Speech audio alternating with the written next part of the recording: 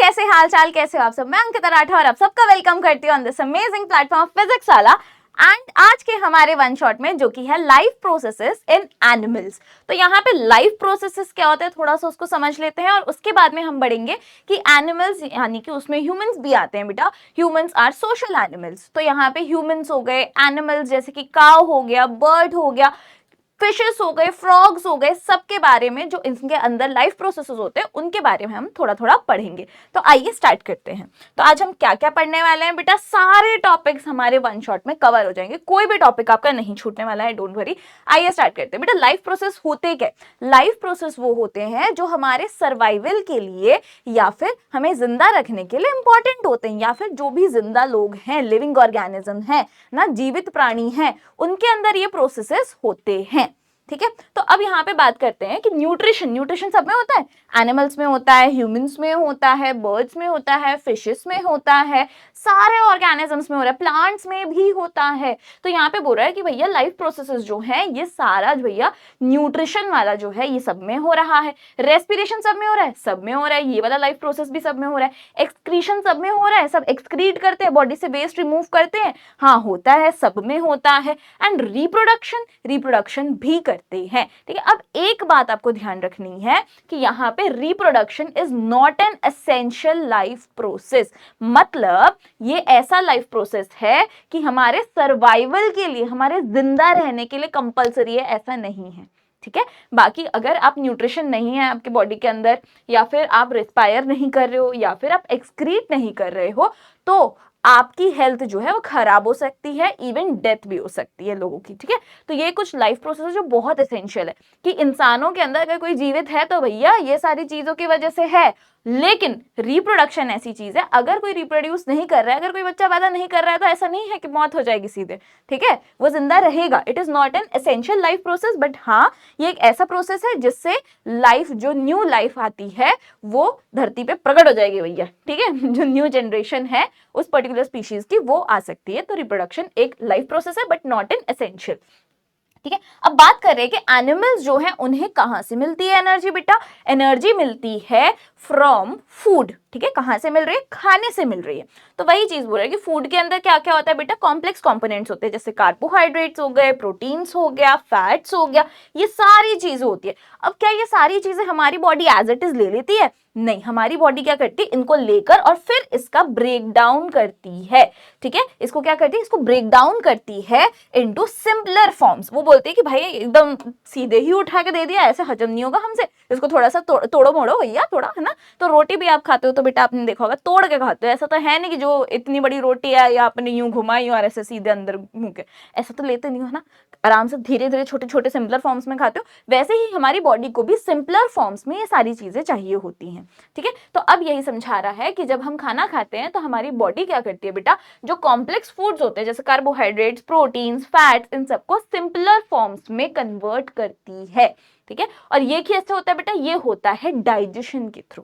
ठीक है, हमारी बॉडी क्या कर रही है, डाइजेस्ट कर रही है फूड को। अब ये जो डाइजेशन का प्रोसेस है बेटा, इसके बाद में पूरा का पूरा आपका एक कैनाल होता है जिसके थ्रू आपका पूरा डाइजेस्टिव सिस्टम बना हुआ है। ठीक है, ये पूरा डाइजेस्टिव सिस्टम जो है ये आपका एक कैनाल के थ्रू बना हुआ है। ये कैनाल क्या है, इसे हम कहते हैं एलिमेंट्री कैनाल, जिसके अंदर आपका पूरा का पूरा बॉडी जो है वो इन सारे न्यूट्रिएंट्स को ब्रेक डाउन करेगा और फिर उसको अब्सॉर्ब करेगा, और जो भी वेस्ट होगा उसको बॉडी से अनडाइजेस्टेड फूड जो अभी तक डाइजेस्ट नहीं हुआ है, जो अब टॉक्सिक हो चुका है आपकी बॉडी के लिए, उसको बाहर निकाल देगा। ठीक है, उसको क्या करेगा, एक्सक्रीट कर देगा। तो यहाँ पे पूरा का पूरा प्रोसेस जो है वो हम स्टेप बाय स्टेप समझने वाले हैं। ठीक है, चलिए अब यहाँ पे बोल रहे हैं कि ये कैसे होता है, डाइजेशन से स्टार्ट होता है। जहां पे डाइजेशन कहाँ से स्टार्ट होगा, देखो एक चीज याद रखनी है, डाइजेशन बहुत सारे बच्चों को लगता है पेट से होता है, नहीं, डाइजेशन स्टार्ट हो जाता है बेटा आपके माउथ से, और वो फिनिश होता है आपके स्टमक और इंटेस्टाइन में with the help of enzymes. ठीक है, कुछ एंजाइम्स होते हैं उनके हेल्प से, और ये कौन से एंजाइम होते हैं अभी उसके बारे में पढ़ेंगे। ठीक है, ऑल दो जो सारे एनिमल्स हैं वो डाइजेस्ट करते हैं फूड को न्यूट्रिएंट्स पाने के लिए, जो हमारे ऑर्गन्स होते हैं बेटा वो सारे क्या करते हैं, धीरे धीरे अब्सॉर्ब करते रहते हैं न्यूट्रिएंट्स को। को। अब ये जो स्टेप्स होते हैं ये हो सकता है स्पीशीज टू स्पीशीज डिफर करे, ठीक है। हो सकता है जैसे हमारा बॉडी जो है वो जिस तरीके से डाइजेस्ट करता है, जो जो एंजाइम्स हमारे पास होते हैं, हो सकता है कि उससे कुछ डिफरेंट एंजाइम्स काऊ के पास होंगे, उससे कुछ डिफरेंट तरीके से जो फूड डाइजेस्ट करती है बर्ड्स वो अलग होगा, ठीक है। तो यहाँ पे बोल रहा है स्पीशीज टू स्पीशीज डिफर करता है। आओ इसको अच्छे से समझें और समझे कि कैसे ये हो रहा है। तो सबसे पहली चीज यहाँ पे डाइजेशन बता दिया कि चलो डाइजेशन आपको बता दें। डाइजेशन क्या होता है? कॉम्प्लेक्स फूड सब्सटेंस है, ठीक है। मान लो एकदम ऐसा कॉम्प्लेक्स फूड सब्सटेंस है। इस कॉम्प्लेक्स फूड सब्सटेंस को जब छोटे छोटे सिंपलर फॉर्म्स में कन्वर्ट किया जाता है ताकि हमारी बॉडी इसको इजीली अब्सॉर्ब कर सके, ठीक है। एकदम कॉम्प्लेक्स फूड सब्सटेंस को छोटे छोटे सब्सटेंस में, ठीक है। ये क्या है? कॉम्प्लेक्स, बहुत बड़ा है। हमारी बॉडी इसको पूरा डाइजेस्ट कर लेगी कि एक बार मैं आऊँ आप तो मैं पूरा डाइजेस्ट कर लूंगी, कोई बात नहीं, ठीक है। ऐसा थोड़ी होता है। तो इतना कॉम्प्लेक्स है तो हमारी बॉडी क्या करती है बेटा? इसको सिंपलर फॉर्म्स में, ठीक है, सिंपल सब्सटेंसेस में कन्वर्ट करती है, उसका ब्रेक डाउन करती है। तो जब ये ब्रेक डाउन हो रहा है कॉम्प्लेक्स सब्सटेंस से हमारे सिंपल सब्सटेंसेस का, तो इसको हम बोलते हैं डाइजेशन। डाइजेशन क्या होता है बेटा? यहाँ पे लिखा हुआ है, ये प्रोसेस होता है breaking down the complex food into simpler substances. वही समझा अभी हमने। अब ये बता रहे हैं कि कहाँ होता है? एलिमेंट्री कैनाल में होता है, अभी हमने बताया था आपको, ठीक है। और एक लॉन्ग ट्यूब होती है माउथ से लेके एनस तक, ठीक है। ये क्या होती है? एलिमेंट्री ट्यूब, जो हमारी कैनाल है वो क्या है? एक लॉन्ग ट्यूब है हमारी माउथ से स्टार्ट होके एनस तक, ठीक है। अब ये एनस कहाँ पे है, उसका काम क्या है, सब चीजें बात करेंगे। अब स्टार्ट करते हैं सबसे पहले माउथ से, ठीक है, बिगिनिंग विद द माउथ। अब खाना जो है हमारे मुंह के अंदर जा रहा है, ठीक है। आपने खाना ले लिया तो इस प्रोसेस को हम बोलते हैं इंजेशन। मतलब कि आपने खाना लिया, खाया, इसको हम क्या बोलेंगे? इंजेशन, ठीक है। अब यही चीज यहाँ पे लिखी है कि जब हमारा फूड जो होता है वो अगर माउथ के अंदर एंटर करता है तो वो ब्रेक डाउन होना स्टार्ट होता है। चबाते हो उसको, ऐसा तो है नहीं जो आ रहा है एकदम सीधे गिर जाओ अंदर, है ना। ऐसा तो swallow तो नहीं करते हो ना, धीरे धीरे तोड़ तोड़ के चबा चबा के फिर खाते हो उसको। तो वही चीज लिखा है कि ब्रोकन डाउन होता है इनटू स्मॉलर पीसेस। कौन करता है बेटा ये काम? जब आप च्यू कर रहे हो। इस प्रोसेस को बोलते हैं, च्यू करने के प्रोसेस को मैस्टिकेशन, ठीक है। च्यू करने के प्रोसेस को क्या बोलते हैं बेटा? मैस्टिकेशन। अब ये बोल रहे टीथ जो है बेटा आप उससे क्रश करते हो, च्यू करते हो, इस प्रोसेस को मैकेनिकल डाइजेशन बोल रहे हैं। मतलब हम खुद से ऐसे डाइजेस्ट कर रहे हैं, उसको डाइजेस्ट करने के लिए हम अपने माउथ का यूज कर रहे हैं। अब जब आप अपने फेवरेट फूड के बारे में सोचोगे तो आपको पता चलेगा मुंह में पानी आ गया। तो बेटा ये पानी क्या होता है बेटा? This is saliva. तो ये बता रहा है जब आप अपने फेवरेट फूड के बारे में सोचते हो तो आपका माउथ जो होता है वो सलाइवा को प्रोड्यूस करता है। और ये सलाइवा किस में हेल्प कर रहा है? ये हेल्प कर रहा है फूड को मॉइस्टन अप करने में, ठीक है। क्या कर रहा है? ये फूड को गीला गीला कर दे रहा है ताकि वो इजीली अंदर जा सके, ठीक है। अब जो सलाइवा होता है उसके अंदर होता क्या है? उसके अंदर होता है डाइजेस्टिव जूसेस जो स्टार्ट करते हैं ब्रेकिंग डाउन द स्टार्च। अब स्टार्च क्या है? स्टार्च एक टाइप का कार्बोहाइड्रेट है, ठीक है। स्टार्च क्या है? Starch is a carbohydrate. तो वो बता रहे हैं उसको स्टार्च को ब्रेक डाउन करता है इनटू शुगर। और शुगर जो होती है जब उसमें ब्रेक डाउन हो जाता है, इसी की वजह से स्टार्ची फूड जो होता है जैसे चपाती हो गया, राइस हो गया, ये हमें मीठे लगते हैं जब हम उसे च्यू करते हैं थोड़े टाइम के लिए, ठीक है। अब यहाँ पे एक बहुत बढ़िया सा टेस्ट है, ठीक है, इसे हम कहेंगे आयोडीन टेस्ट। और ये आयोडीन टेस्ट क्यों किया जाता है बेटा? ये फाइंड आउट करने के लिए कि भैया जो आप बोल रहे हो स्टार्च वार्च प्रेजेंट है, क्या ये असली में होता है या नहीं होता। आइए देखते हैं। तो देखो सबसे पहले हमने क्या लिया? हमने दो राइस ले लिया, थोड़ा थोड़ा सा ऐसे बोल में छोटे छोटे से ऐसे राइस के गोले बना लो, मान लो, ठीक है। या एक एक चम्मच राइस ले लिया आपने। अब आपको ये राइस एक टेस्ट ट्यूब में डालना है। आपने दो टेस्ट ट्यूब ली, एक टेस्ट ट्यूब ए और एक टेस्ट ट्यूब बी। अब आपने जो टेस्ट ट्यूब ए ली है उसमें एज इट इज आप डाल दो, ठीक है। उसको खाओ पियो मत, सीधे आपने बने बनाए चावल लिए और सीधे आपने डाल दिए एक टेस्ट ट्यूब के अंदर बॉइल्ड राइस, ठीक है। बॉइल्ड राइस आपने एक टेस्ट ट्यूब में डाल दी। दूसरे टेस्ट ट्यूब में उसी बॉइल्ड राइस को एक चम्मच लेके मुंह के अंदर और फिर चबाओ, च्यू करो उसको अच्छे से, च्यू कर रहे हो, फिर आप इसके अंदर डाल दो, ठीक है।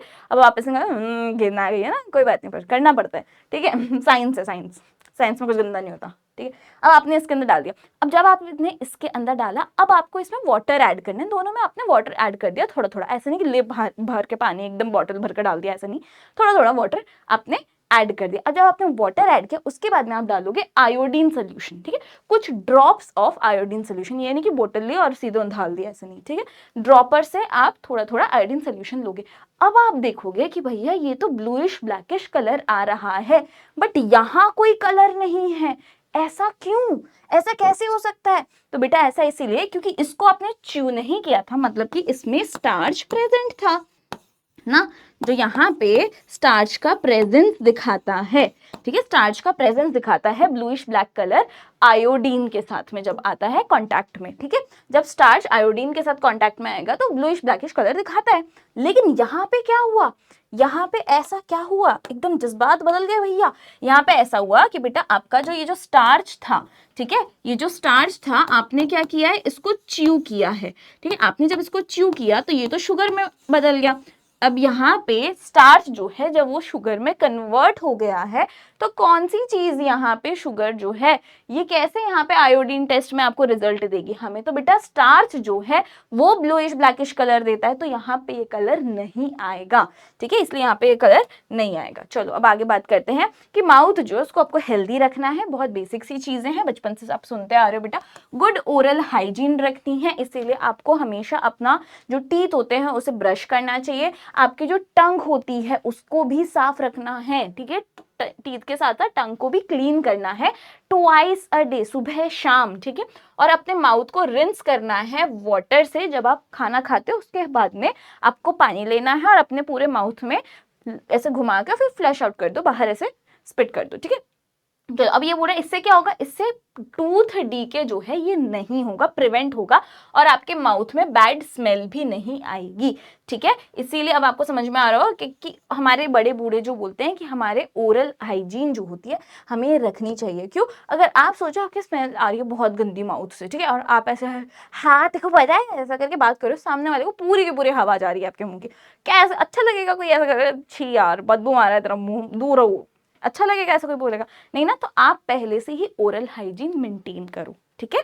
चलिए आगे बात करते हैं। अब बात ये है कि हमने खाना तो खा लिया, ठीक है, अब हमने क्या किया, खाना तो खा लिया, खाना खाने के बाद खाना जाएगा कहाँ, खाना जाएगा हमारे ईसोफेगस में, ठीक है। ईसोफेगस क्या होता है बेटा, फूड पाइप बोलते हैं ईसोफेगस को, ठीक है, ध्यान रखना ये विंड पाइप नहीं है, ट्रैकिया नहीं है, ये है फूड पाइप जो कि है ईसोफेगस, ठीक है।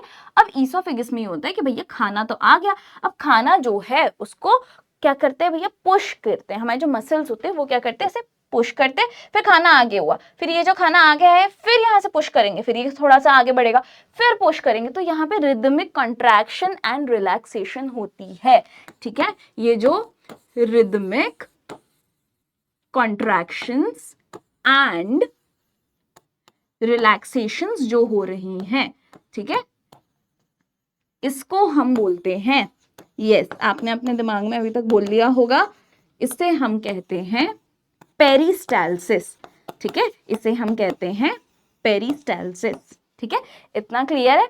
चलो बहुत बढ़िया। अब यहाँ पे मैं आपको बता दूं कि ये जो एक चीज रह गई भाई, यहाँ पे जो स्टार्च का ब्रेकडाउन हो रहा है बच्चा, यहाँ पे जो स्टार्च का ब्रेकडाउन हो रहा है ये करता है एक एंजाइम जिसका नाम है सलाइवरी अमाइलेज, ठीक है। यहाँ पे कौन कर रहा है भैया ये काम, स्टार्च का ब्रेकडाउन का सलाइवरी अमाइलेज नाम का एक बहुत ही बढ़िया सा हमारा एक एंजाइम है, ये काम कर रहा है, ठीक है। आइए फूड पाइप की तरफ। फूड पाइप में आपको बस इतना ही समझना है कि यहाँ पे रिदमिक कॉन्ट्रैक्शंस एंड रिलैक्सेशन हो रही है जिसकी वजह से फूड की मूवमेंट हो रही है, खाना आगे जा रहा है, कहाँ जा रहा है बेटा, पेट की तरफ जा रहा है, ठीक है। तो इसको हम क्या बोलते हैं, पेरिस्टाल्सिस बोलते हैं। आगे बात करते हैं स्टमक की, क्योंकि स्टमक के पास आ गया है अब तो खाना। अब स्टमक में आपको तीन चीजें ध्यान में रखनी है बच्चा, तीन चीजें जो आपको ध्यान में रखनी है कि आपका जो स्टमक होता है यहाँ पे तीन चीजें रिलीज हो रही हैं। सबसे पहले है बेटा HCl हाइड्रोक्लोरिक एसिड, ठीक है, HCl हाइड्रोक्लोरिक एसिड। दूसरी चीज है बेटा यहाँ पे डाइजेस्टिव जूसेस जो हैं, ठीक है, डाइजेस्टिव जूसेस जो हैं ये सिक्रीट हो रहे हैं। और तीसरी चीज है बेटा म्यूकस, ठीक है, तीसरी चीज क्या है, म्यूकस। अब इसको थोड़ा सा और समझ लेते हैं अच्छे से। आइए, तो यहाँ पे बोल रहा है HCl क्यों होता है बेटा, HCl होता है ताकि आप अपने फूड के साथ में इन केस कोई भी बैक्टीरिया आपके पेट में गया है तो उसको किल करने के लिए होता है ये, ठीक है, it is to kill germs, जो भी जर्म्स आपके पेट में गए हैं, कुछ बैक्टीरिया चले गया है आपके बॉडी में, तो उसको किल करने के लिए होता है। दूसरी चीज यहाँ पे जो है बेटा, अब HCl आपके बॉडी में रिलीज हो रहा है, तो आप सोचो कि अब आपकी बॉडी में अगर HCl रिलीज होगा तो भाई आपके यहाँ पे जो टमी है, टमी में आपके कितने ज्यादा प्रॉब्लम होगी, है ना, आपके टमी को कितना ज्यादा इरिटेशन होगा। तो इसीलिए आपके स्टमक को HCl से प्रोटेक्ट करने के लिए, ठीक है, आपकी जो स्टमक है, स्टमक के बेटा एक लाइनिंग है अंदर, ठीक है, यहाँ पे एक लाइनिंग है, तो ये क्या कर रही है बेटा, आपके स्टमक को प्रोटेक्ट करती है। और ये क्या सिक्रीट कर रही है, म्यूकस, जिसकी वजह से HCl से आपका पेट जो है वो बचा रहेगा, ठीक है। चलो, अब तीसरी चीज है जो डाइजेस्टिव जूसेस हमने कहे थे, ये डाइजेस्टिव जूसेस जो होते हैं इसमें कुछ एंजाइम रहते हैं, ठीक है, इसके अंदर क्या है, कुछ एंजाइम्स हैं। अगेन यहाँ पे जो एंजाइम्स आपको दिखेंगे बेटा, उनमें से एक बहुत बढ़िया सा जो नाम मैं आपको बताने वाली हूँ वो है पेप्सिन का, ठीक है। यहाँ पे एंजाइम्स प्रेजेंट होते हैं और एक एंजाइम जो यहाँ पे प्रेजेंट होता है उसका नाम है पेप्सिन। और पेप्सिन आप ध्यान देना, पी से पेप्सिन, पी से एक और चीज होती है, पता है क्या, प्रोटीन्स, हाँ याद आया।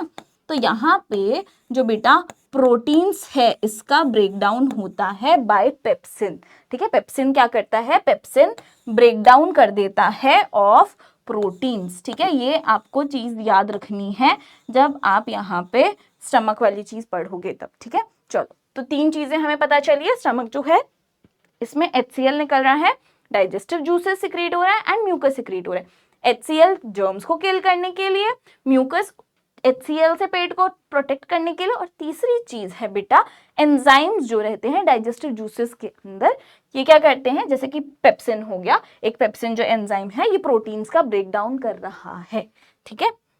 यहाँ पे तो बढ़िया से पेट की बात हो गई, तो एक और चीज आपको बताई जाए तो ये भैया बहुत ही बढ़िया सी चीज है। 1822 में अलेक्सिस सेंट मार्टिन एक बंदा है भैया, इसको एक्सीडेंटली शॉट कर दिया गया था पेट के अंदर, ठीक है, स्टमक के अंदर। अब यहाँ पे एक छोटा सा परमानेंट होल रह गया था, ट्रीटमेंट किया गया, उसके बाद में भी एक होल रह गया।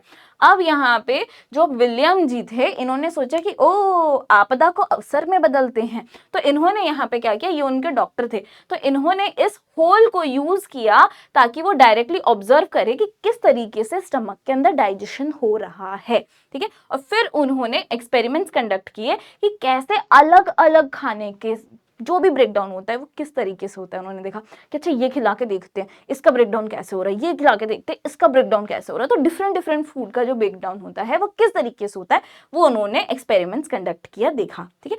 उन्होंने ये भी फाइंड आउट किया कि हमारे जो इमोशंस होते हैं उसके हिसाब से वो डाइजेशन को हमारे इफेक्ट करता है, ठीक है। तो इसीलिए बोलते हैं जब भी आप खाना खाने बैठते हो तो आप सारी चिंताएं, सारे दुख दर्द पीड़ा सब कष्ट भूल जाओ, ठीक है, क्योंकि वो आपके डाइजेशन को इफेक्ट करेगा, हार्म करेगा, ठीक है। और इसी एक्सीडेंटल डिस्कवरी की वजह से अब हमें पता है कि हमारा जो फंक्शन होता है स्टमक का वो क्या है और कैसे हमारा फंक्शन काम कर रहा है, ये सारी चीजें हमें समझ में आई, ठीक है।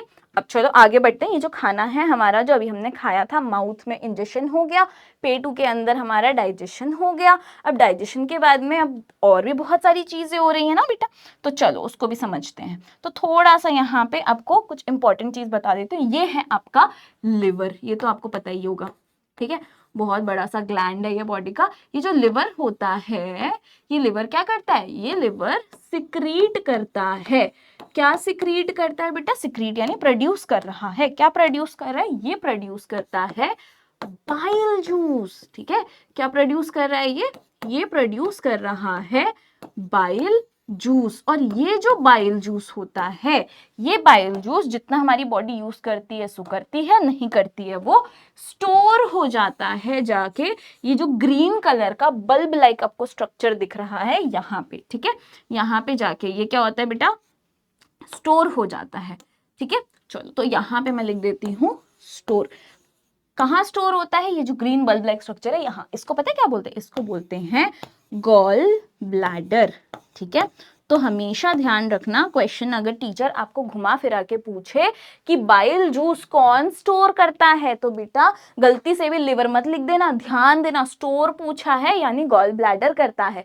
सिक्रीट कौन करता है, सिक्रीट मतलब कि कौन प्रोड्यूस कर रहा है, तो ध्यान देना बेटा सिक्रीट कौन करता है, लिवर करता है, ठीक है। लिवर सिक्रीट कर रहा है बाइल जूस और बाइल जूस स्टोर हो रहा है इन गॉल ब्लैडर, ठीक है, इतना ध्यान रखना। चलो अब यहाँ पे एक और चीज मैं आपको बता देती हूँ। अभी बाइल जूस जो यहाँ पे लिखा है इसका भी तो कुछ काम होगा। क्या काम होगा? तो बेटा बाइल जूस का काम होता है, बाइल जूस का काम है कि जो भी फैट्स होते हैं इसका इमल्सिफिकेशन, ठीक है, यानी फैट्स का ब्रेक डाउन। तो इसका काम क्या हुआ? बाइल जूस क्या करता है? फैट्स का ब्रेक डाउन कर रहा है, ठीक है। तो अब ध्यान देना है आपको कि हमारे जो मैक्रो न्यूट्रिएंट्स हैं, मैक्रो न्यूट्रिएंट्स कौन कौन से जो हमारी बॉडी को ज्यादा अमाउंट में चाहिए होते हैं? कार्बोहाइड्रेट, उसका कहाँ पे भैया? माउथ के अंदर ब्रेक डाउन शुरू हो गया, ठीक है, कार्बोहाइड्रेट का हो गया। अब फिर प्रोटीन्स बचा, प्रोटीन्स का पेट के अंदर हो गया, पी से प्रोटीन्स, पी से पेप्सिन, पी से पेट, ठीक है। एग्जाम में स्टमक लेके आना प्लीज, ठीक है। और फिर तीसरी चीज जो फैट्स होती है, फैट्स का ब्रेकडाउन कहाँ हो रहा है बेटा? ये बाइल जूस जो है ये कर रहा है फैट्स का ब्रेकडाउन, ठीक है। लेकिन एक और ग्लैंड है हमारे पास, ये तो भैया इन सब के पिताजी निकले, ठीक है। ये वाले जो ग्लैंड है ये हम किससे बनाए? इससे बनाते हैं। चलो चलो, ये जो ग्लैंड है बेटा ये सबके पिताजी निकले। पता है कैसे? ये जो ग्लैंड है इनका नाम है पैनक्रियाज, ठीक है, और ये है बापू ऑफ ऑल, क्योंकि ये ब्रेक डाउन करता है सब चीजों का भैया। इसके पास जो सिक्रीट करता है, ठीक है, पैनक्रियाज जब सिक्रीट करता है जूसेस, ये जो जूसेस होते हैं डाइजेस्टिव जूसेस, ये ब्रेक डाउन कर देते हैं कार्बोहाइड्रेट्स, फैट्स एंड प्रोटीन्स सबका, ठीक है, फैट्स एंड प्रोटीन्स, इन सब का ब्रेक डाउन कर दिया इन्होंने तो बेटा। तो ये क्या है? ये तो सबके बापू निकले बेटा, ठीक है। यहाँ पे बाइल जूस बोलता है मैं तो फैट्स का ब्रेक डाउन कर रहा हूँ, ठीक है। पेप्सिन बोल रहा है मैं तो प्रोटीन्स का कर रहा हूँ। अमाइलेज बोल रहा है मैं तो कार्बोहाइड्रेट का कर रहा हूँ जो कि स्टार्च है। लेकिन पैनक्रियाज बोलता है कि अरे आने दो, जो आ रहे हैं आने दो। सबका ही ब्रेक डाउन कर दिया, सबको सिंपलर सब्सटेंसेस में कन्वर्ट कर दिया, ठीक है। अब बात करते हैं कि स्मॉल इंटेस्टाइन। तो आपको यहाँ पे देखा स्मॉल इंटेस्टाइन एक्चुअल में बहुत लंबा होता है बेटा, ठीक है, वो लॉन्गर होता है as compared to large intestine. Exam में क्वेश्चन बनता है कि स्मॉल इंटेस्टाइन बड़ा होता है या लार्ज इंटेस्टाइन लंबा होता है, मतलब लॉन्ग रहता है। तो आंसर है बेटा कि स्मॉल इंटेस्टाइन जो होता है ये लॉन्ग रहता है। आप देखोगे ये हमारा लार्ज इंटेस्टाइन है, ये देखोगे आप स्मॉल इंटेस्टाइन है। आप स्मॉल इंटेस्टाइन देखो कितना ज्यादा है, ठीक है। अभी जो स्मॉल इंटेस्टाइन होता है इसके अंदर क्या होता है? इसके अंदर होता है अब्जॉर्प्शन, ठीक है, ध्यान देना है बेटा।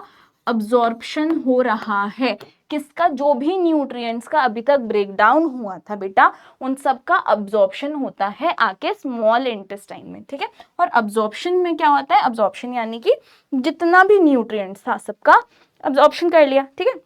जो भी हमें न्यूट्रिएंट्स मिल रहे थे उसका अब्जॉर्प्शन कर लिया। अब अब्जॉर्प्शन के बाद क्या करेंगे?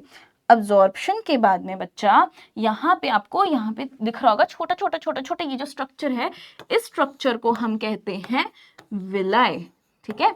ये क्या है? ये है विलय। और विलय का काम क्या होता है? विलय हेल्प करता है इंक्रीज करने में सरफेस एरिया, ठीक है, increases surface area for absorption, ठीक है। ये क्या करता है? ये अब्जॉर्प्शन के लिए सरफेस एरिया इंक्रीज कर देता है, ठीक है। अब यहाँ पे जो आपको विलय दिख रहा है ये सरफेस एरिया कैसे इंक्रीज करेगा उसको भी थोड़ा समझते हैं। अब देखो मेरे पास में दो धागे हैं, ठीक है। एक ये है, ये मैंने 5 सेंटीमीटर नाप लिया था, वही 5 सेंटीमीटर है और फिर मैंने नाप के लिया था, ठीक है। लेकिन मैंने एक थोड़ी सी चोरी कर दी। मैंने क्या किया? मैंने और 5 सेंटीमीटर नापा, लेकिन मैंने 5 सेंटीमीटर ऐसे नापा है और मैंने बोला वो थोड़ा सा ये भी 5 सेंटीमीटर ही है, बस वो थोड़ा सा घूम गया है, बट ये है 5 सेंटीमीटर ही, ठीक है। लेकिन जब आप इसको स्ट्रेच करोगे तो बेटा ये इतना ही रहेगा, ठीक है। लेकिन जब आप इस वाले थ्रेड को, नीचे वाले थ्रेड को स्ट्रेच करोगे तो ये तो लंबा निकलेगा भैया, ठीक है। ये 5 सेंटीमीटर थोड़ी होगा, ये तो क्या होगा बेटा? ये तो बहुत ज्यादा लंबा होगा, इसका लेंथ जो होगा वो बड़ा रहेगा। तो वही चीज यहाँ पे बोल रहा है कि आपका जो विलय होता है वो इस तरीके से रहता है, ठीक है। विलय जो होता है उसका आप देखोगे इस तरीके से, कैसे ग्रोथ है इसकी आपने देखी है ना। वही बोल रहा है कि ये जो ग्रोथ है, ठीक है, ये जो ग्रोथ आपको दिख रही है ये हेल्प करती है सरफेस एरिया को इंक्रीज करने में। कैसे? अब यहाँ पे पूरा यहाँ पे अब्जॉर्प्शन हो रहा है, ठीक है, यहाँ पे तो सिर्फ इतना ही अब्जॉर्प्शन होगा, ठीक है, इतना ही एरिया में अब्जॉर्प्शन हुआ ना, इतना ही एरिया में अब्जॉर्प्शन हुआ। इस वाले में आप नीचे देखो जहाँ पे विलय है, विलय के प्रेजेंस में इधर पूरे जगह से अब्जॉर्प्शन हो रहा है, ठीक है, फिर यहाँ पे पूरे जगह से अब्जॉर्प्शन हो रहा है, फिर यहाँ पे पूरे जगह से अब्जॉर्प्शन हो रहा है, तो यहाँ पे इसको ज्यादा जगह मिल गई है फॉर अब्जॉर्प्शन, ठीक है। अगर आपको यहाँ नहीं समझ में आया तो मैं वापस से समझा देती हूँ बेटा, ये इस तरीके का स्ट्रक्चर है, तो इधर भी अब्जॉर्प्शन हो रही है, इधर भी अब्जॉर्प्शन हो रहा है, इधर से भी अब्जॉर्प्शन हो रहा है, इधर से भी अब्जॉर्प्शन हो रहा है, इधर से भी अब्जॉर्प्शन हो रहा है, तो आप देखो यहाँ पे कितना ज्यादा अब्जॉर्प्शन है। वेयर एज मैं एक स्ट्रेट लाइन बनाऊंगी तो यहाँ पे तो बेटा आप इतना ही आपको जगह मिला ना अब्जॉर्ब करने का, मतलब इधर ये विलय जो है इसकी वजह से प्रॉपर अब्जॉर्प्शन हो रहा है, कुछ नहीं छूटना चाहिए भाई, जो है सब एकदम निचोड़ लो, वो वाला फंडा है यहाँ पे, ठीक है। चलो, तो यहाँ पे इसीलिए हम बोलते हैं कि विलय होने से सरफेस एरिया जो है, उतना एरिया जो अब्जॉर्प्शन के लिए हमें चाहिए होता है वो बढ़ जाता है, ठीक है। चलो अब इसको और डिटेल में देख लेते हैं कि आपका इंटेस्टाइनल विलय है, ये जो इंटेस्टाइन है, स्मॉल इंटेस्टाइन अंदर की तरफ में है, ठीक है, ये क्या है, ये है आपका स्मॉल इंटेस्टाइन, ठीक है, और ये जो स्मॉल इंटेस्टाइन है, यहाँ पे आप देखोगे बेटा ये स्मॉल इंटेस्टाइन के अंदर इस छोटे छोटे छोटे छोटे टाइप का आपको एक जो ऐसे जा रहा था ना, ये इंटेस्टाइन का ऐसे जा रहा था पाइप लाइक स्ट्रक्चर, उसको ऐसे कट करके ऐसे दिखा रहे हैं, ये वाला विजन है उसका, ठीक है। और ये जो आपको दिख रहा है ये क्या है, ये विलयज है, और अब इस विलय को भी बहुत जूम कर दिया इन्होंने, ये पर्टिकुलरली एक जो यहाँ पे विलय है इसको जूम करके ऐसे दिखा रहे हैं, तो यहाँ पे देखो कितने सारे सेल्स यहाँ पे प्रेजेंट है, ठीक है। और ये सेल्स क्या करते हैं, जब अब्जॉर्ब कर लेते हैं तो अब्जॉर्ब करके अपने पास रख लेंगे कि हाँ हाँ हमें तो अब्जॉर्प्शन तक का ही बोला था, हमने रख लिया, हो गया, अब और कोई काम नहीं है, बस हो गया भाई साहब, चलो सोते हैं चल के, ऐसा होता है क्या, नहीं, ये जो है भैया अब इसको यूज करेगा, यहाँ पे जो भैया आपको कैपिलरीज दिख रही हैं, ठीक है, या फिर ब्लड वेसल्स जो है यहाँ पे कैपिलरीज हैं, नीचे हैं भैया, ठीक है, जहाँ पे आपका कन्वर्जन होता है, कन्वर्जन मतलब ट्रांसपोर्ट हो रहा है, ठीक है। तो यहाँ पे क्या कर रहा है भैया, यहाँ पे आर्टरीज हैं, वीन्स हैं, कैपिलरीज हैं, इन सब में क्या होता है कि आपका जो ब्लड है वो फ्लो होते रहता है, ठीक है। तो ये अब आपके ब्लड स्ट्रीम में चले गया, और जब ये आपके ब्लड स्ट्रीम में जाता है इसके बाद में ये आपके सेल्स, जो पूरे बॉडी के सेल्स हैं, ठीक है, सबको जाके ये दे रहा है न्यूट्रिशन, ठीक है, आपके बॉडी के हर एक सेल तक बेटा न्यूट्रिशन पहुंच रहा है, ठीक है। अब क्या हो रहा है, अब आपके बॉडी के हर एक सेल तक ब्लड स्ट्रीम के थ्रू जितने भी सेल है सब तक न्यूट्रिशन पहुंच रहा है, और अब वहां पे जो न्यूट्रिएंट्स पहुंचे हैं इन न्यूट्रिएंट्स का होगा ब्रेकडाउन, ठीक है। ये जो न्यूट्रिएंट्स पहुंचे हैं सेल के अंदर, ठीक है, ये सेल के अंदर जो न्यूट्रिएंट्स पहुंच चुके हैं इनका होगा ब्रेकडाउन, ठीक है, यहाँ पे लिख देती हूँ, ये न्यूट्रिएंट्स पहुंच गए हैं सेल के पास में, और अब इसको यूज किया जाएगा, इनका ब्रेकडाउन करके यूज करेंगे एनर्जी के लिए, ठीक है। सेल्स क्या करेंगे, इस न्यूट्रिएंट को यूज करेंगी फॉर एनर्जी। अब हमें अपनी बॉडी के लिए बहुत सारे, अभी क्या मैं बोल रही हूँ, मुझे बोलने के लिए एनर्जी चाहिए, मैं हिल रही हूँ, मुझे हिलने के लिए एनर्जी चाहिए, मैं लिख रही हूँ, मुझे लिखने के लिए एनर्जी चाहिए, तो हमारी बॉडी को बहुत सारे फंक्शंस जो होते हैं वो करने होते हैं, और सबके लिए उसे क्या चाहिए, एनर्जी। तो वह एनर्जी कहाँ से आएगी बेटा, ये जो न्यूट्रिएंट आया है बॉडी के अंदर वहां से। तो जब इस न्यूट्रिएंट का यूटिलाइजेशन हो रहा है हमारी बॉडी के थ्रू, ठीक है, हमारी बॉडी क्या कर रही है, इस न्यूट्रिशन को यूटिलाइज कर रही है। ये जो यूटिलाइजेशन होता है बाय सेल्स, ठीक है, सेल्स जो है उन्होंने ले लिया और सेल अब उसको यूटिलाइज कर रहा है, ठीक है। यूटिलाइजेशन जब होता है बाय सेल्स तो इसे हम कहते हैं असिमिलेशन, ठीक है, इसे हम क्या कहते हैं, असिमिलेशन, यानी अब हमारी बॉडी उसको यूज कर रही है फॉर एनर्जी, ठीक है। अब हमारी बॉडी क्या कर रही है, उसको यूज कर रही है फॉर एनर्जी। चलो अब ये तो हो गई हमारे स्मॉल इंटेस्टाइन की बात, ठीक है, इतना ही था स्मॉल इंटेस्टाइन का। आइए थोड़ा और समझते हैं भैया, science and society. Coeliac disease आपने सुना होगा, एक कंडीशन होती है, क्या कंडीशन है बेटा, ये ऐसी कंडीशन है जहाँ पे हमारी बॉडी रिएक्ट करती है ग्लूटेन से। ग्लूटेन क्या होता है, ग्लूटेन एक प्रोटीन होता है जो व्हीट, बार्ले और राई के अंदर मिलता है, ठीक है। ये क्या करता है, ये एक रिएक्शन करता है, रिएक्शन की वजह से पूरी इनर लाइनिंग जो होती है स्मॉल इंटेस्टाइन की वो डैमेज कर देता है, और जब वो डैमेज हो जाती है तो अब अब्जॉर्प्शन जो है न्यूट्रिएंट्स का वो नहीं हो पा रहा है, ठीक है, जो न्यूट्रिएंट का अब्जॉर्प्शन है वो हो ही नहीं पा रहा है। अभी हमारे स्मॉल इंटेस्टाइन का हमने काम पढ़ा था, क्या होता है, न्यूट्रिएंट्स अब्जॉर्ब करते हैं वहाँ पे, ठीक है, अब्जॉर्प्शन वहाँ पे हो रहा है, असिमिलेशन वहाँ पे हो रहा है, तो बोल रहा है कि अब तो यहाँ पे अब्जॉर्प्शन हो ही नहीं रहा है, ठीक है, असिमिलेशन हमारी पूरी बॉडी में हो रहा है, अब्जॉर्प्शन हो ही नहीं रहा है, और उसकी वजह से हमारी जो स्मॉल इंटेस्टाइन होती है वो ढंग से काम ही नहीं कर रही है। उसका काम ही वही है कि अब्जॉर्प्शन करे, और जब अब्जॉर्प्शन ही नहीं करेगी, उसकी इनर लाइनिंग ही खराब हो गई है, डैमेज हो गया उसका एक पार्ट, तो काम ही नहीं कर रही, काम ही नहीं कर रही, तो हम बोल रहे कि भैया नहीं कर रही है वो काम ढंग से, ठीक है। तो अब ओनली वे जिससे हम इस सीलियाक डिजीज को मैनेज कर सकते हैं वो है कि आप अवॉइड करो ग्लूटेन वाला खाना, ठीक है, जिसमें भी ग्लूटेन रहता है। अब इसकी जगह आप क्या कर सकते हो, मिलेट्स वाला खाना यूज कर सकते हो, जैसे ज्वार हो गया, बाजरा हो गया, या फिर रागी हो गया,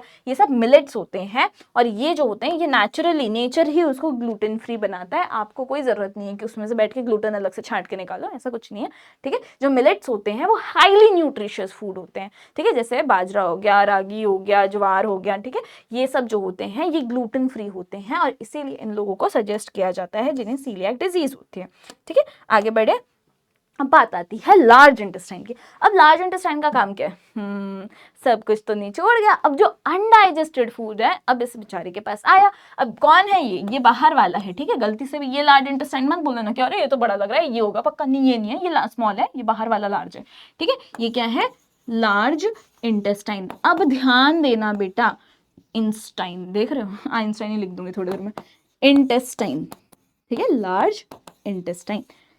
अब एक चीज ध्यान रखना जो मैं आपको बता रही थी, यहाँ पे आपको पूछेगा कि सबसे लॉन्ग कौन होता है, स्मॉल इंटेस्टाइन या लार्ज इंटेस्टाइन। तो लॉन्ग, जो लेंथ की बात करें बेटा, तो लेंथ की बात में हमेशा ध्यान देना स्मॉल इंटेस्टाइन आएगा, ठीक है, स्मॉल इंटेस्टाइन लेंथ में, इसका नाम लिख देना कि भैया ये है लेंथ में बड़ा, ठीक है। लेकिन अगर ब्रॉड पूछे, ठीक है, अगर ब्रॉड पूछे, ब्रेड या फिर ब्रॉड कौन सा है इनमें से, तो बेटा लार्ज इंटेस्टाइन ज्यादा ब्रॉड है, ठीक है, लार्ज इंटेस्टाइन जो है ये क्या है, ये ब्रॉड है थोड़ा सा, ठीक है, इसकी जो विड्थ है वो ज्यादा है, ठीक है, ये थोड़ा सा ज्यादा ऐसे ब्रॉड है, आप देखोगे ये चौड़ा है, ठीक है, ये क्या है, ये चौड़ा है, तो ये ध्यान रखना, ब्रॉड के लिए अगर बोले तो लार्ज इंटेस्टाइन, ठीक है, कंफ्यूज मत होना। अब ये लार्ज इंटेस्टाइन है, इसका काम क्या है बच्चा, लार्ज इंटेस्टाइन का काम होता है जो भी अनडाइजेस्टेड फूड आया है इन जनाब के पास में, ठीक है, अब ये बोल रहे हैं कि कुछ भी नहीं जाने देंगे, कुछ भी नहीं जाने देंगे, ठीक है, जो भी अनडाइजेस्टेड फूड आया है इसमें से वाटर एंड मिनरल्स जो होते हैं उसको भी अब्सॉर्ब कर लेते हैं, ठीक है, अनडाइजेस्टेड फूड में से भी इन्होंने क्या किया, वाटर जितना बचा कुचा था, ठीक है, एंड मिनरल्स जो थे इनको भी ये अब्सॉर्ब कर लेते हैं, ठीक है, क्या करते हैं, वाटर एंड मिनरल्स को भी अब्सॉर्ब कर लिया इन्होंने, ठीक है, ये इनका काम था। अब थोड़ा सा और इसके बारे में एक दो चीजें मैं बता देती हूँ, इसके बाद में ये जो आपको लार्ज इंटेस्टाइन दिख रहा है, ठीक है, इसके बाद में यहाँ पे आपको एक ओपनिंग है, ठीक है, ये ओपनिंग है जब आप सुबह जाते हो, ठीक है, बड़े घर, तो भैया इसे हम क्या कहते हैं, एनस, ठीक है, जो मैं आपको बता रही थी एनस होता है।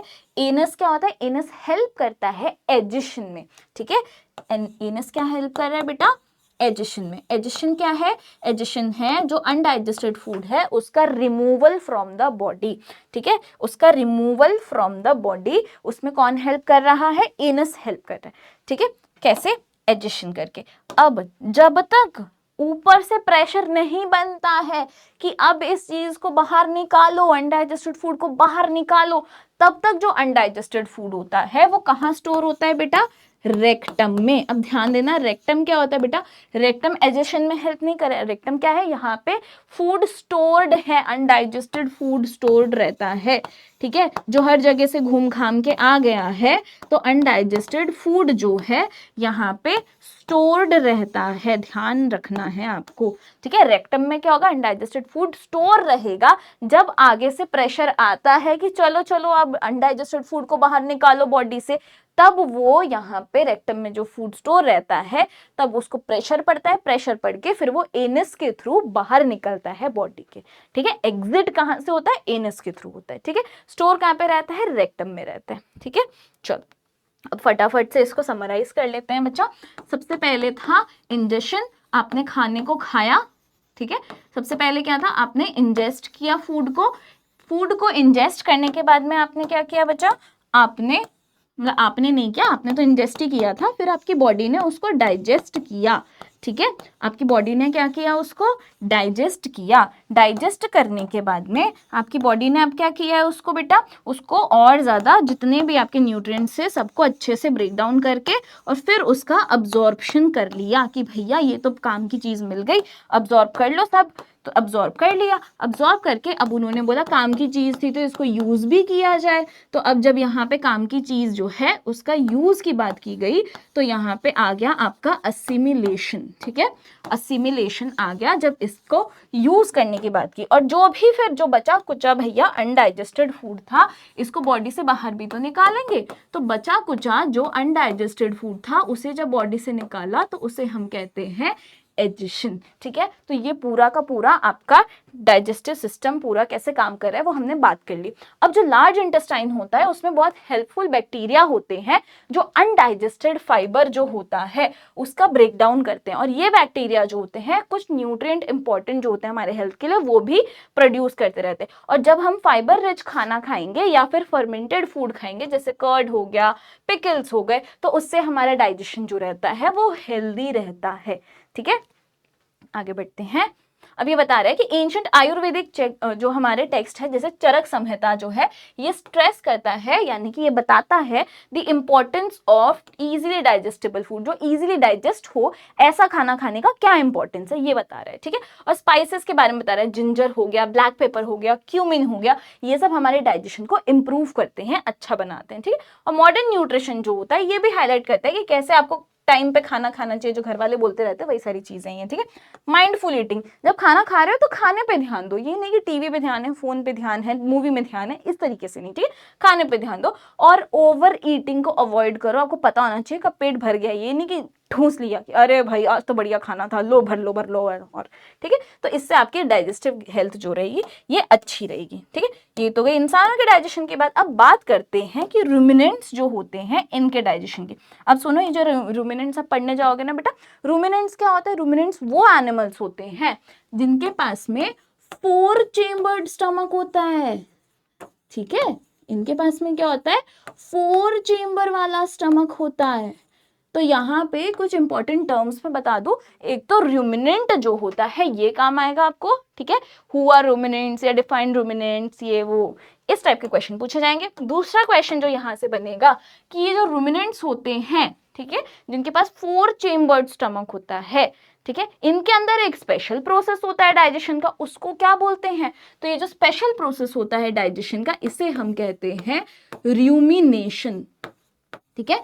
ये जो स्पेशल प्रोसेस है डाइजेशन का इसे हम क्या कहते हैं, रूमिनेशन। अब ये रूमिनेशन क्या होता है इसको थोड़ा सा हम समझ लेते हैं, ठीक है। ये एक्सप्लेन करने के लिए आ सकता है आपको एग्जाम में कि रूमिनेशन क्या होता है, बताओ, तो मैं आपको समझा देती हूँ।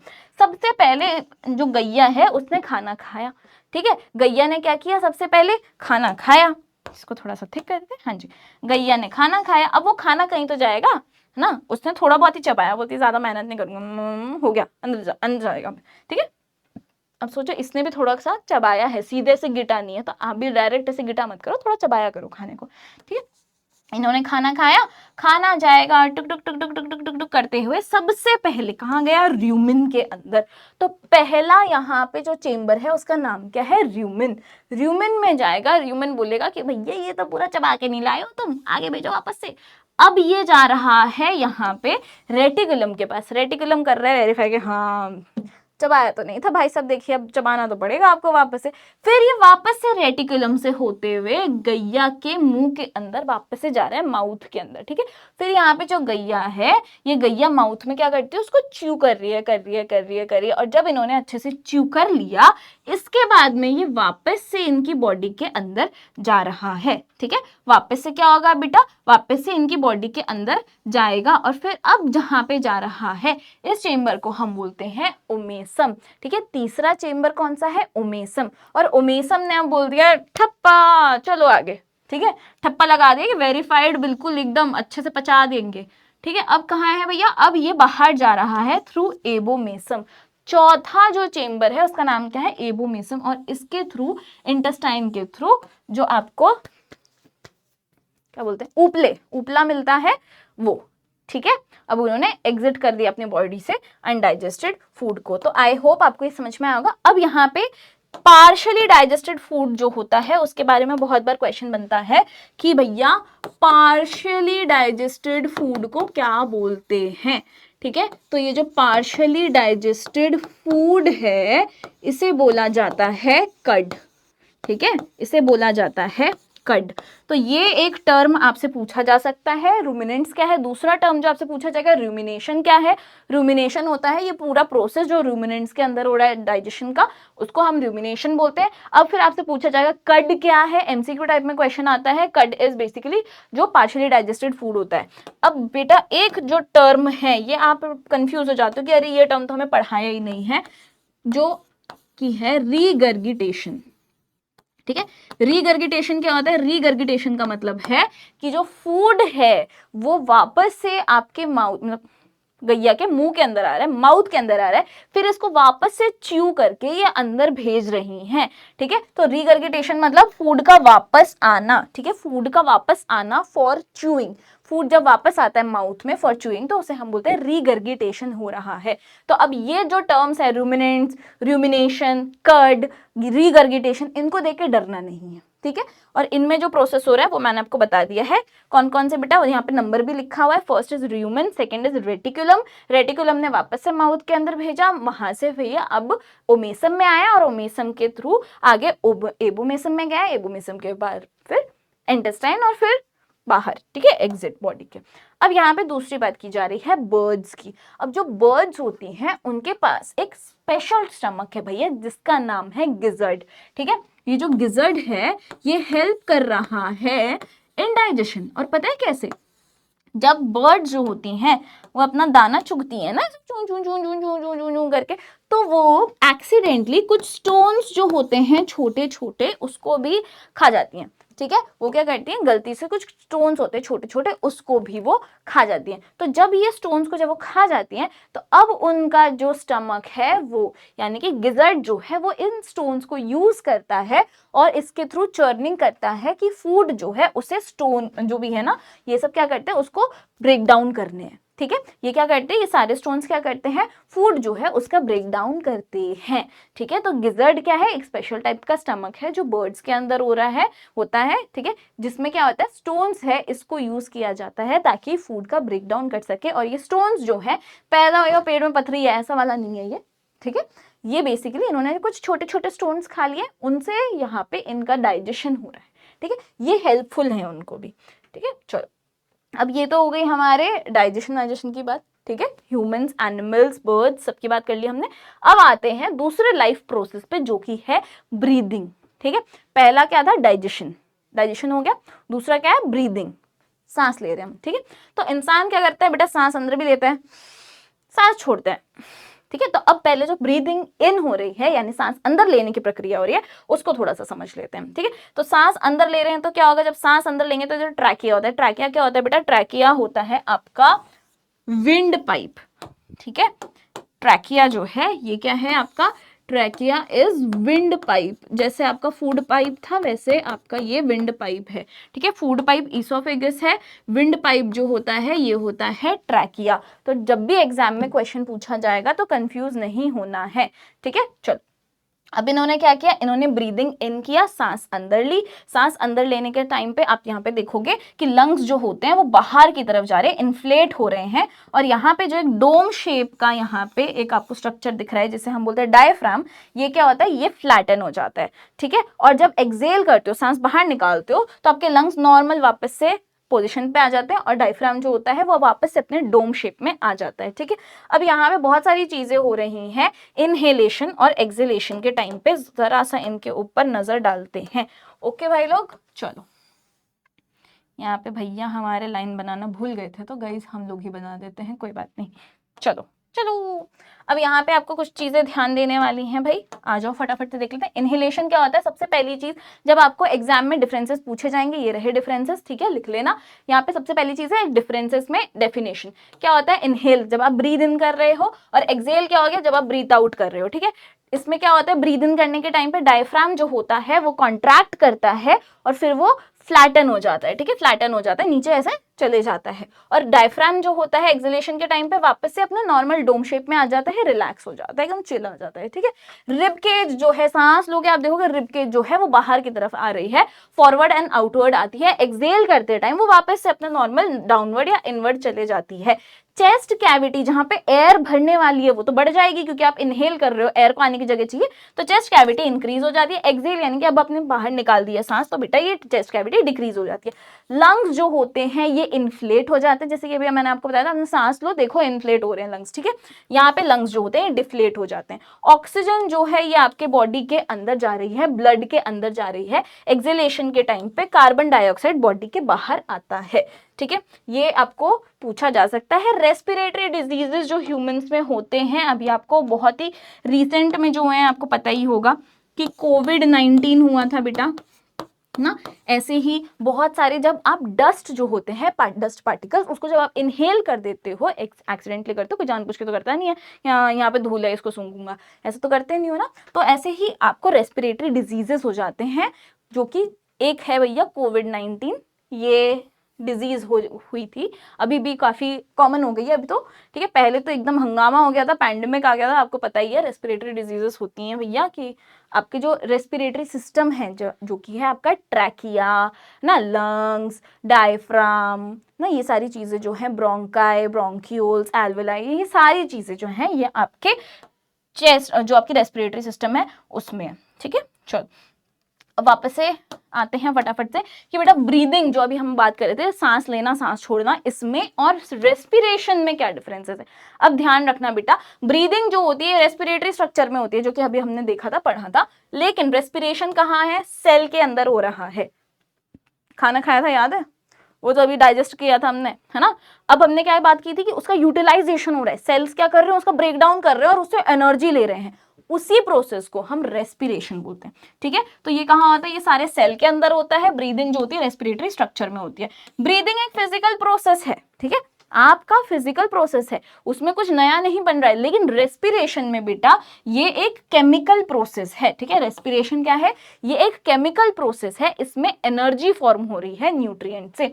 अब ये एक इनवॉलेंट्री प्रोसेस होता है, मतलब आप उसको काबू नहीं कर सकते, आप अपने सेल को नहीं बोल सकते सुन सुन ये वाला जो मैंने न्यूट्रिएंट भेजा है ना, इससे अभी एनर्जी मत लेना, इसको अभी स्टोर कर ले, बाद में निकालेंगे एनर्जी, ऐसा नहीं कर सकते। बट ब्रीदिंग जो है इसको आप कंट्रोल कर सकते हो, वॉलेंट्री इनवॉलेंट्री दोनों होता है, ठीक है। ये क्या होता है, आप कंट्रोल कर सकते हो कि सांस लो सांस छोड़ो, बोलते हैं ऐसा, कहीं बोलते हैं कि रेस्पिरेशन रोको रेस्पिरेशन चालू करो, ऐसा तो नहीं करते ना, ठीक है। तो ये चीज हो गई। दूसरी चीज अब ये बोल रहा है कि यहाँ पे कोई भी एनर्जी प्रोड्यूस नहीं हो रही है ब्रीदिंग के टाइम पे, लेकिन रेस्पिरेशन जो है इसमें एनर्जी रिलीज होती है, प्रोड्यूस भी होती है, और किस फॉर्म में रिलीज होती है बेटा, एटीपी के फॉर्म में, ठीक है। क्या बोल रहे हैं, एटीपी जो है एडिनोसाइन ट्राइफॉस्फेट, उसके फॉर्म में एनर्जी रिलीज हो रही है, ठीक है। अब ओवरऑल जो प्रोसेस है रेस्पिरेशन का, यानी कि जो हमारा सेल है, ठीक है, उसके अंदर ऑक्सीजन क्या करता है, ग्लूकोज को ब्रेक डाउन कर देता है। ग्लूकोज इज बेसिकली जो हमारा न्यूट्रिएंट आया था उसको फिर उससे रिलीज करता है energy, carbon dioxide and water. तो ये चीज जो हो रही है इनसाइड द सेल उसको हम बोलते हैं रेस्पिरेशन, ठीक है। अब आपको एक और चीज बता दें, जब आप एयर इनहेल करते हो तो अराउंड 21% ऑक्सीजन होता है और अराउंड 0.04% कार्बन डाइऑक्साइड भी होता है।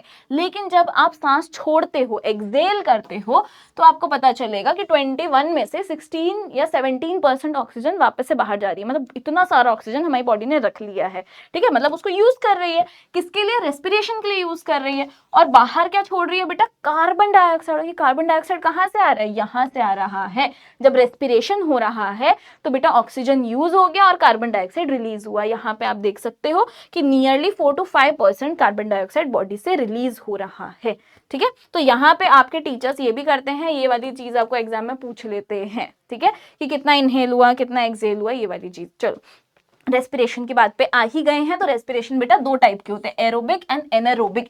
एरोबिक जहां पे ऑक्सीजन का प्रेजेंस इंपॉर्टेंट है, जहां पे एनारोबिक है मतलब ऑक्सीजन का प्रेजेंस नहीं चाहिए, ठीक है। यहाँ पे बोल रहा है कि ऑक्सीजन का जो प्रेजेंस होता है उसमें होगा एरोबिक, एंड ऑक्सीजन का जो एब्सेंस होता है उसमें होता है एनारोबिक, ठीक है। अब यहाँ पे बोल रहा है कि इसमें भैया आप देखोगे 38 एटीपी मिल रही है, यानी कि ज्यादा एनर्जी प्रोड्यूस हो रही है। यहाँ पे 2 ही एटीपी है, यानी कि लेस एनर्जी प्रोड्यूस हो रही है। यहाँ कंप्लीट ऑक्सीडेशन है, ग्लूकोज जो है इसका पूरा का पूरा ब्रेकडाउन हो गया है, लेकिन यहाँ पे ग्लूकोज जो है वो अच्छे से ब्रेकडाउन नहीं है। अब देखोगे आप इथाइल अल्कोहल बन गया है भाई साहब उससे, ठीक है। यहाँ पे तो बढ़िया से कार्बन डाइऑक्साइड वगैरह बन रहा था। तीसरी चीज ये भैया वापस से वही बता रहे हैं, presence of oxygen and absence of oxygen, ठीक है। ये भी एग्जाम में आपको पूछा जाता है। अब इसी प्रोसेस को, इसी एनारोबिक रेस्पिरेशन के प्रोसेस को जब भैया यीस्ट सेल के अंदर यूज किया जा रहा है, यीस्ट सेल उससे अपना खाना बना रहा है भैया, रिप्रोड्यूस कर रहा है, ठीक है। तो अब इसमें क्या हो रहा है, without the use of oxygen उसके अंदर एनारोबिक रेस्पिरेशन हो रहा है, ये उसी से जिंदा है, ये उसी से अपना खाना बना रहा है, उसी पे जिंदा ही है, ठीक है। तब इसको हम बोलते हैं फर्मेंटेशन। और इस प्रोसेस को जो हमारी बेवरेज इंडस्ट्री है, जैसे वाइन या बियर बनाने के लिए, अल्कोहल बनाने के लिए यूज किया जाता है, ठीक है।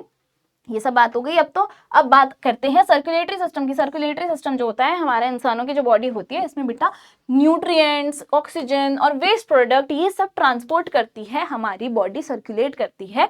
और इसमें क्या क्या आता है बेटा, heart, blood and blood vessels. और ब्लड वेसल्स कौन सी होती है, आर्टरीज, वीन्स एंड कैपिलरीज, ठीक है।